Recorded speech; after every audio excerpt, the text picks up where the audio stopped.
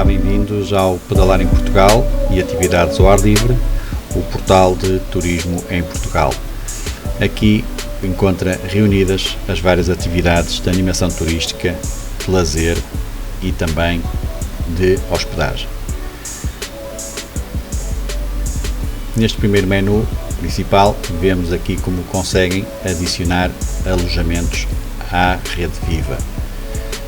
O segundo menu abre um submenu onde pode publicar eventos a realizar ou experiências e serviços turísticos, aluguer e venda de bicicletas em segunda mão, por exemplo, e também abrir as lojas e os respectivos produtos anexados a essas lojas, comercializados através da Rede Viva.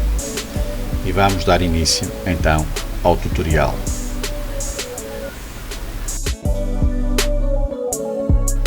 Na Rede Viva pode então encontrar as atividades que vão decorrer ao longo do tempo, por uma ordem cronológica, os respectivos alojamentos que encontra também na Rede Viva, nomeadamente os alojamentos com mobilidade, que são as autocaravanas, as lojas que se encontram também na Rede Viva, e bem como as atividades, como já falámos.